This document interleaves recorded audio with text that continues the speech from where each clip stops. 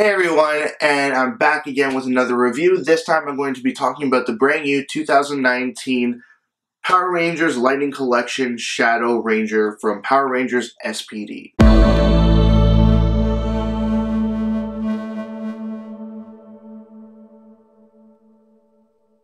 So from what I can gather, there isn't really anybody else yet that has covered this figure.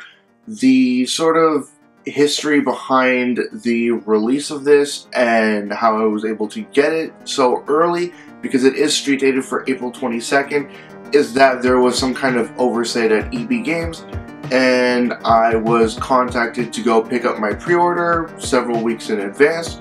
And I was able to grab the Shadow Ranger, and they did also have the White Ranger and the Red Ranger from Dino Charge, but I had no interest in getting those figures, but they have since taken them off the shelf, and the fact that I was even able to get this is pretty amazing.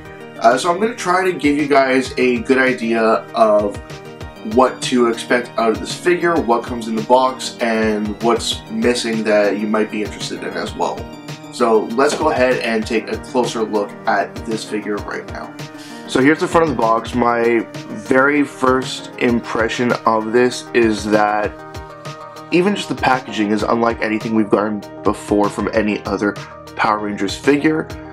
You can see pretty much the entire figure there, along with most of his accessory pieces, and I have to say that at this price point for what you're getting here, that is a pretty decent selection. You have the alternate unmasked head, you have his morpher over here, his main weapon, which I am forgetting the name of right now, along with some accessory hands there.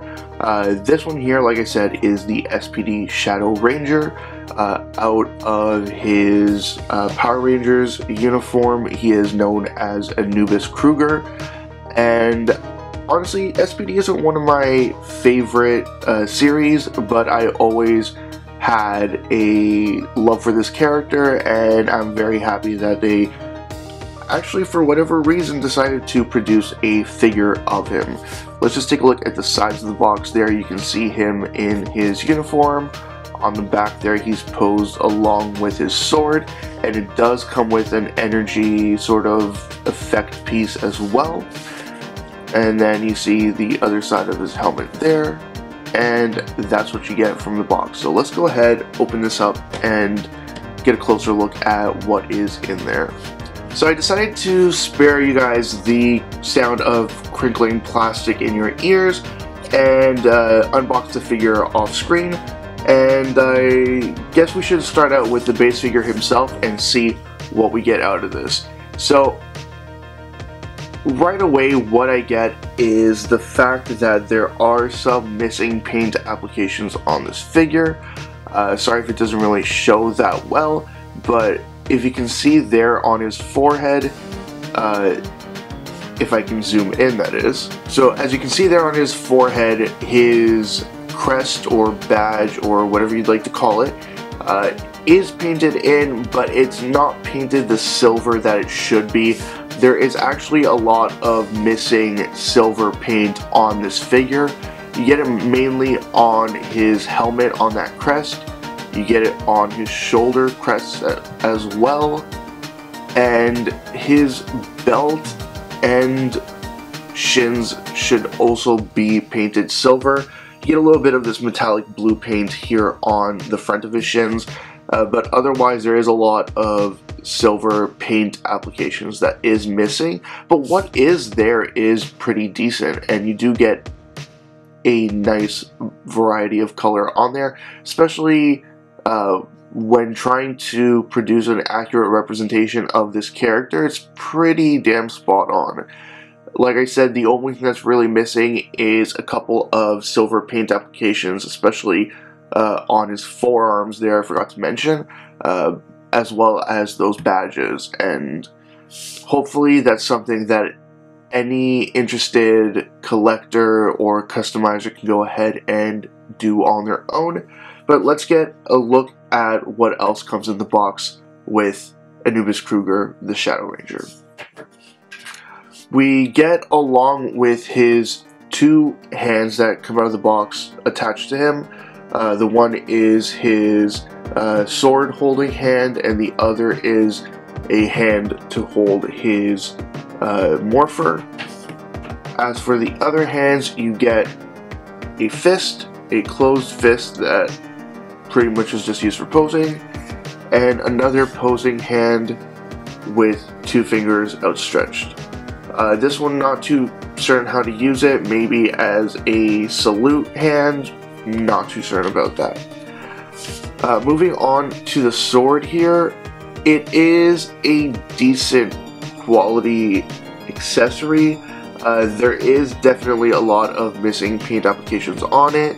This entire head portion on the hilt should be silver and black, but instead only the handle has been painted black, and a little bit of red has been added to the blade there.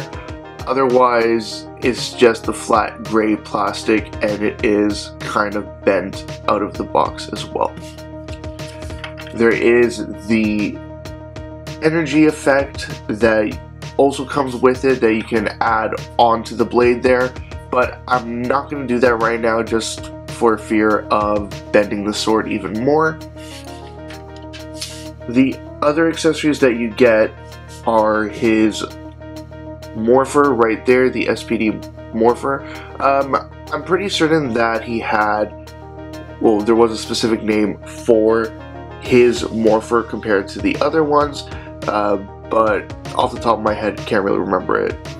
And then the final accessory that he comes with is his alternate unmasked head, that of Anubis Kruger himself, and honestly, very surprised that they would actually include this head sculpt as well. The nice thing about it is that if you attach this head to the figure, then you can also take his helmet off, and you can have him carrying the helmet as an accessory as well. So that is pretty cool.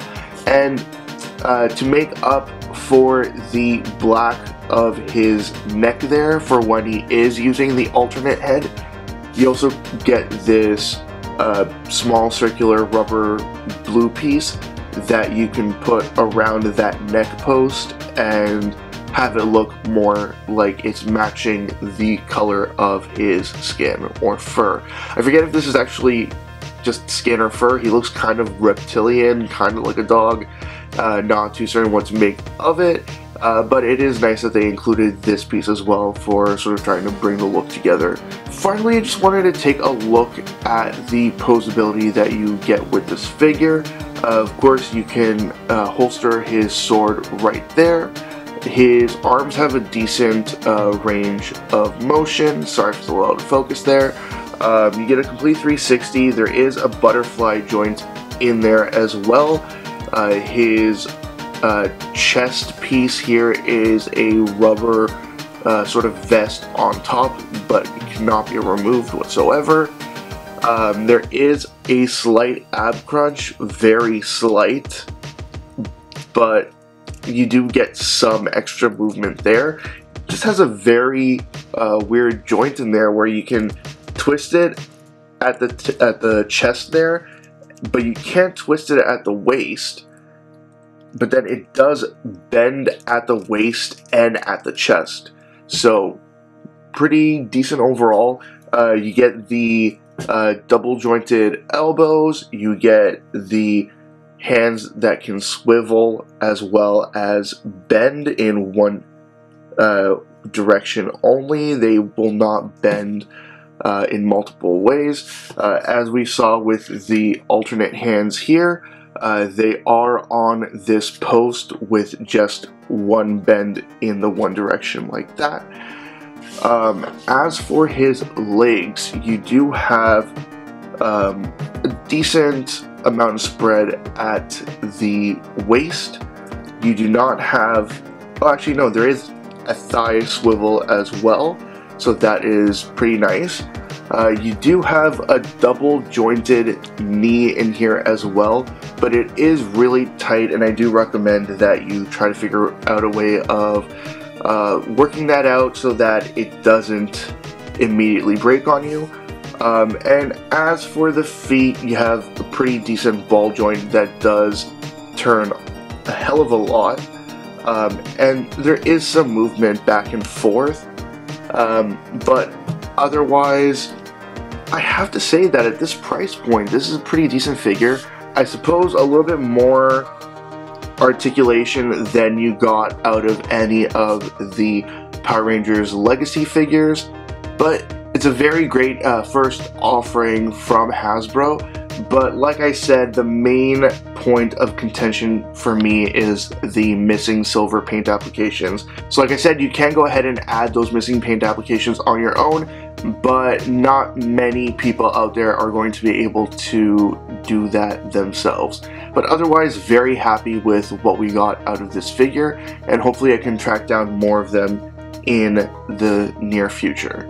So that was my first impression of the Power Rangers Lightning Collection SPD Shadow Ranger. Like I said, there is a decent amount of articulation, a nice selection of accessories there to give you some variety when posing the figure himself.